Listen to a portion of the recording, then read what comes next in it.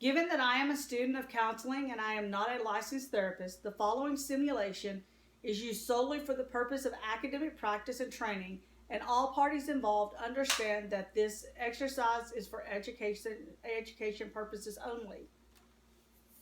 Good afternoon, Mrs. Nichols. How are you today? I'm good. Well, Mrs. Nichols, you said in your preliminary screening that you were having some issues with your parents. Yes. You care to tell me a little bit about that?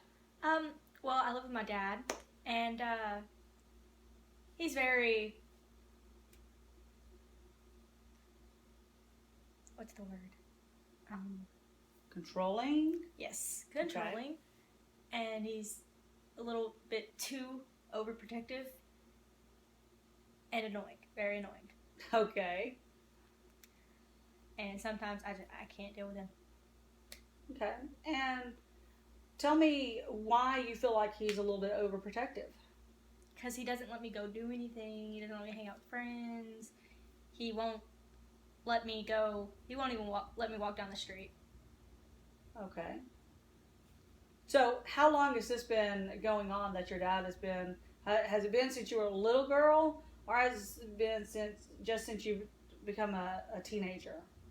It's since I became a teenager. Since you became a teenager? Yeah. Have you ever done anything to make your dad feel like he has to be very protective of you? Yes. Okay. Tell me what it is that you have done. I have snuck out. I've lied to him a lot. That's pretty much it. So you've snuck out. Yeah. And you've lied to him a lot. So why did you feel like you needed to sneak out of the house? Because I didn't get to get out of the house anyways. Okay, I mean, it was a way for me to get out of the house. So when you snuck out of the house, tell me a little bit about what you did. Met up with guys. Met up with guys, huh? Yeah. Yeah? Yeah. Okay. Well, I mean, not always. Sometimes I just went down to the park and chilled. Okay. So do y'all live like in a really nice, classy neighborhood? No. Or do y'all live like in a struggling, middle-class neighborhood? How would you describe your neighborhood? I don't really think it'd be struggling middle class. It's middle class, but, I mean, there are some houses where, you know, it's bad, but other houses are really nice. Okay. So is there crime that goes on in that neighborhood? Not that I'm aware of. I mean, I know that a few people have gotten stopped and gotten tickets for speeding, but that's all I know of. Okay. So these guys that you were hooking up with, I do not talk to them anymore. okay, but did you know them? Yes, or? I knew them personally. Okay. So did your dad ever catch you sneaking out? Yes, or more than once. More than once? Yes. Well, and how did he respond to that? He was not very happy. Not really happy. Not happy at all. Okay, so now where's your mom when all of this? You said that you live with your dad. Where's your mom? My mom is with my stepdad. With your stepdad? Yep. Or, well, she was. Okay. They got a divorce. All right. And she went to jail. Well, now, okay, that will be for another session. Okay. So is that why you're with your dad? Yes. Okay. So did like CPS get involved in all of that? Yes, they did. Okay. And so how does that make you feel that you're having to live with your dad and not with your mom? I mean, living with my mom wasn't that great for me because I didn't have any way to communicate with people. I didn't really have any friends. I was bullied on a daily basis, and I came home to get more abuse, not, you know, physical, but emotional. So, I mean, that didn't help any. Okay. So, well, I understand what you're saying is that apparently it's been a very complicated situation for you. yes. Do you and your mom talk? Yes, we do. You do? Are y'all close, or do you? In my opinion, I think we're close. Okay. So, now you said that you had no way to communicate with people at your mom's house.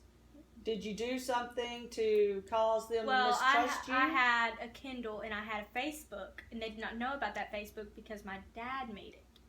And they got on to me for that. And then they got me a little flip phone, or slide phone, or whatever it was called.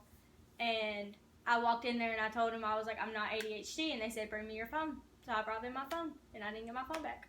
And then my dad bought me a phone, and they took that away too. Okay, so is there? I feel like there's a little bit of the story that maybe might be missing.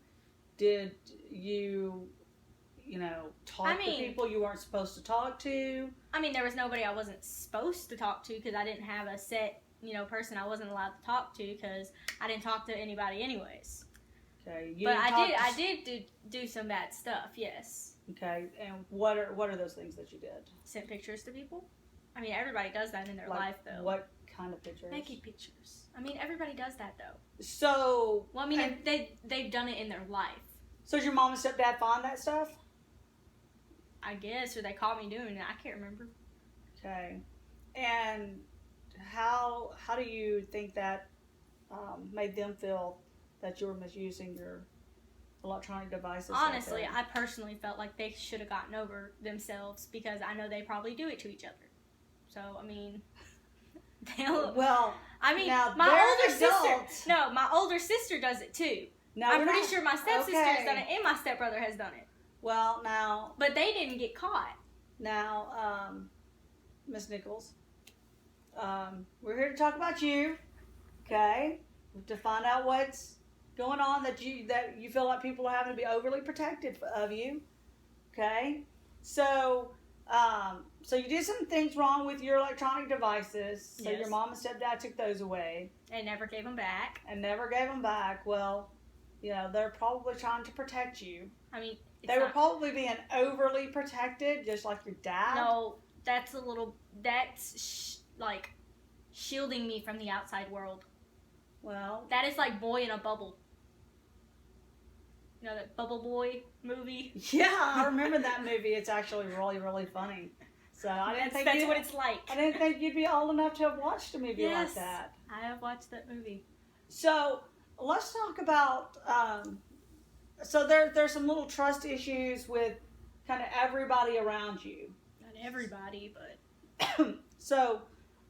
but for the most part, yeah, there's been some trust issues that have, So have you started earning any of this trust back? I thought I have, but in my dad's point of view, apparently I haven't. I mean, I don't do the same things I used to do.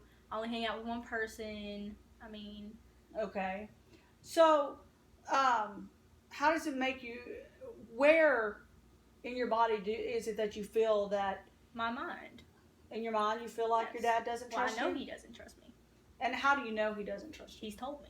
He's told you? He's told me. Did he tell you what you needed to do to... No. He's told me. Okay. So, and how does that make you feel? Agitated. Agitated? Okay. Do you feel like there's anything you can do to maybe kind of bridge that gap I've done everything I can. There's nothing else. There's nothing that I haven't tried. Okay. I mean, I've tried not being friends with anybody, not talking to anybody. I don't really talk to anybody as it is. But, I've tried not hanging out with anybody, tried not going anywhere. It doesn't work. Okay. What about the trust level with you and your mother? I don't know how that is. Okay. I mean, I would personally like to say that's good, but I'm not sure. Okay. So, now, the trust level goes along with the parents being overly protected. Mm-hmm. Okay. It's not that your parents don't love you. Mm-hmm. Problem is they love you. That's the reason why they're so overly protected. They want to protect you. They kind of want to keep you as that little bubble. Are you the youngest child? Yes, I am. Yes. I'm the baby. So they're trying to keep you a baby for the rest of your life. They're trying to not make me like my sister. Well, let's not talk about your sister. We'll save that for another, So as far as, does your dad allow you the opportunity to go spend the night with people or to go hang out with people? It's rare. Okay. Now, whenever you do go hang out with those people, do you abide by the curfew that he gives you? Yes, I do. Okay. So,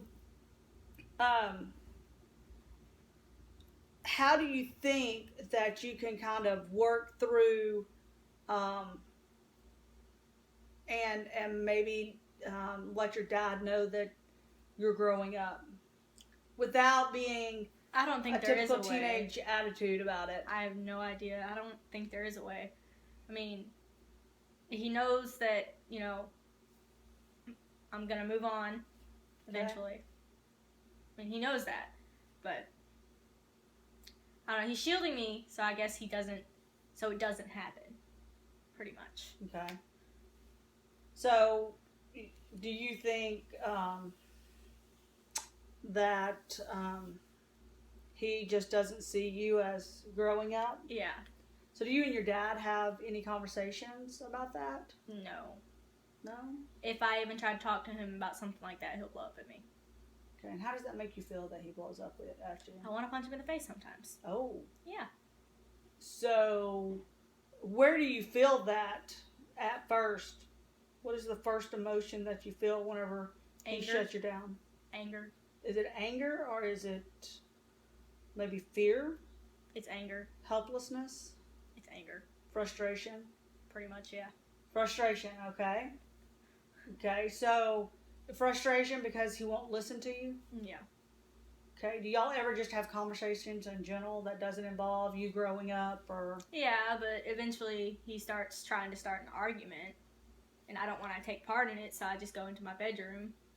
Okay, so you feel like, what I'm hearing you say is that you feel like your father is kind of argumentative, combative.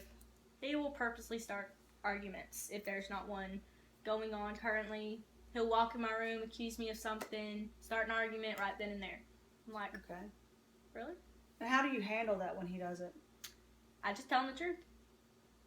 Okay. No, I haven't done that. Okay. Or yes, I have. Or I did this because of this, or this because of this. Okay. And how does he respond? Does he respond back with anger or does he respond He back? responds back with anger. He's like, well, I don't believe you. You know, I'm going to call these. I'm going to drug test you. I'm going to nicotine test you. I'm going to do some type of test to you to make sure you're telling the truth. And finally I tell him, I'm like, okay, go ahead. So you argue with him about that first? No, I just say go ahead. Okay. I'm just like, go ahead. So you become a little bit complacent and you're like, okay, whatever. Yeah, I don't want to argue with him. I argue with people I've done that half my life. I'm tired of it. Can't deal with it anymore. Okay, so you've learned that that's not productive for you. Mm-mm. So, as far as your parents being overprotective, that's part of life. Now, did you ever do smoking or drinking or any type of drugs that would make your parents? I've drank one time. Okay. Haven't done it since. I've smoked. I smoked one time. Haven't done it since. I used to smoke cigarettes, but since my grandma died, I don't do that anymore. Okay. What you said you smoked once and then quit. What? Smoked weed. I won't do it ever again. I did not like the way it made me feel. Okay. So. All right. So you kind of learned a lesson there. Mhm. Okay. So that's good that you've learned that lesson. I mean, a lot of teenagers, they experiment with drugs, and it's good that you learned early. It's not good that you did it, but it's good that you did not develop an addiction to that. What do you want to get out of your counseling sessions? What would you like to accomplish? Find a way to not be as angry as I normally am. Okay. And just learn to deal with things better. Okay. So it's not so much then about the fact that your dad's overly protective. It's the fact that you get angry pretty easy when... Yeah. Okay. So what I'd like for you to do is I want to give you a couple of things to do. Okay. Now, have you ever seen those new adult coloring books? Yes. Okay. Do you have any of those? Or? I have one. Okay. One thing I'd like for you to try doing is I would like for you to, when you start feeling angry or frustrated, I'd like for you to start trying to color in that and focus your energy on that. So maybe you can kind of think through why it is. Sometimes when we get angry, we kind of have to take a step back and think about what it is that's making us angry. But I'm going to give you a short-term goal also. Okay. Okay? This is going to be a short-term, very achievable goal. I want you to work on some breathing techniques that will help you calm down. Okay. Okay. What you'll do is you'll breathe in through your lungs. Feel, I saw where you play the clarinet at one point. Yes. So just like you're getting ready to play that clarinet, play that scale, you got to take a deep breath in. Mm-hmm. You're gonna hold it for 5 seconds, and you're gonna let it out through your nose. Okay. Okay. Try to do that in a quiet place. Put yourself in a place where nobody else can go.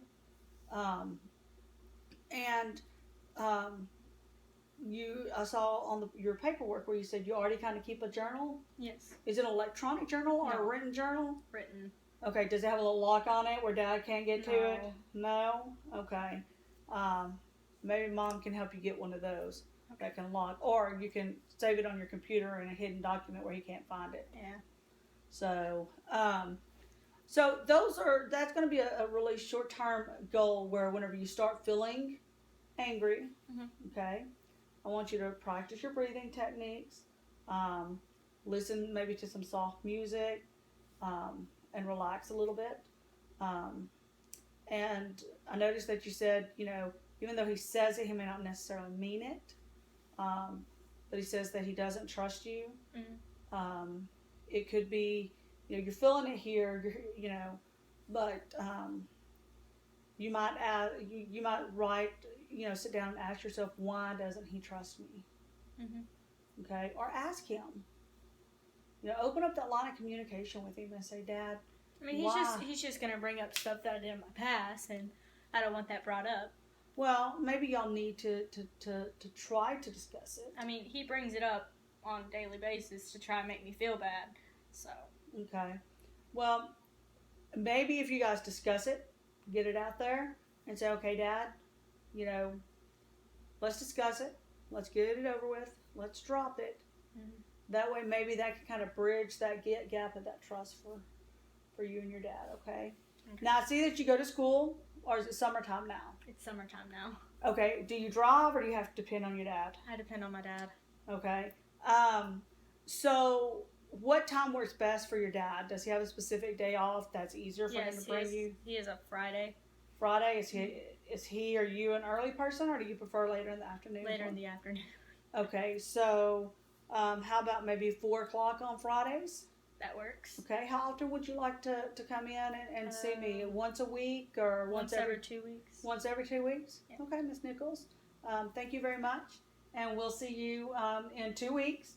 Just work on those short-term goals. Kind of keep a journal so that we can talk about how, the breathing techniques and having that line of communication with your dad, and how that adult coloring book maybe is helping you focus your energy, so that way you don't respond negatively to your father.